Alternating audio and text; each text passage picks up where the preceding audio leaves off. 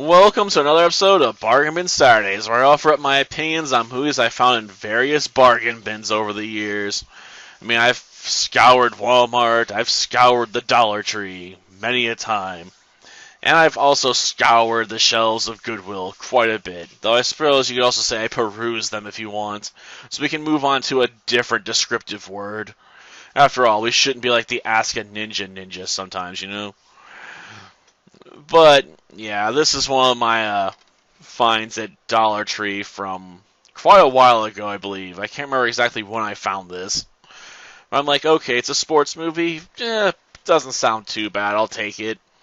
I've been let down by the cheap stuff at Dollar Tree many a time, though. I mean, let's face it. If it ended up in the bin at Dollar Tree, it must mean it's really old stock. And yeah, this comes from 2012. This sports drama. Though I suppose drama should maybe be more emphasized, because that seems to be, where a lot of the focus in this film is at. We get the usual drama cliches, from Shania being from the wrong side of the tracks, which means a lot of her teammates on the Great Britain team don't like her because she comes from a really poor background. Especially, the rich daddy's girl. Who's that? Nobody. Who really doesn't like her. I suppose it doesn't also help that she gets, hit with all the pressure from her dad, about having to be the best, because he was a gold medalist, so she has to be one too, or he won't love her anymore. I don't know if he'd go that far. Don't look weak.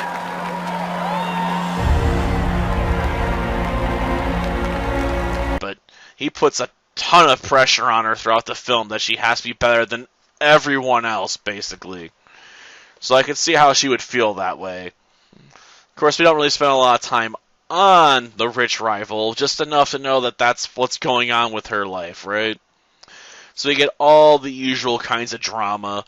And we get hints at other drama that's going to pop up, like one of the runners breaking her leg during a race.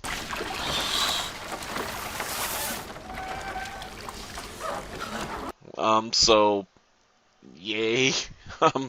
That's definitely what I needed. I need to watch someone, on her supposed last chance, absolutely fail and crash hard, and tell a younger runner, like, you need to get out there and become part of the team, Shania.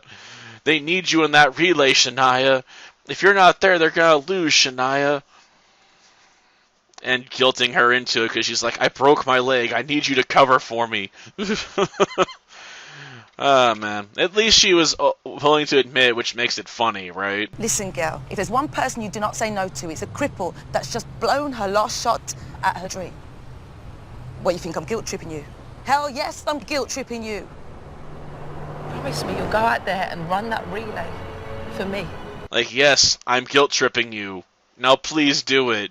Of course, we also get the usual sporting cliches, with chaos in the team leading to failure, but somehow turning that around at the last minute to get to that success, at the very end of the movie. That sweet, sweet success.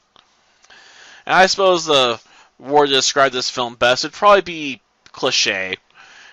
Everything that happens is just very by the book in this film, or by the numbers if you prefer. There's a process to telling these stories, and this film, just follows them, step by step by step, and doesn't really do anything interesting with the ideas or deviate from the norm. On the other hand, I'm also willing to admit that the execution's usually solid enough that I'm willing to give the film a pass. There's lots of movies out there that, are by the book, but their execution is so poor that, you can't be distracted from just how cliche and predictable the film is.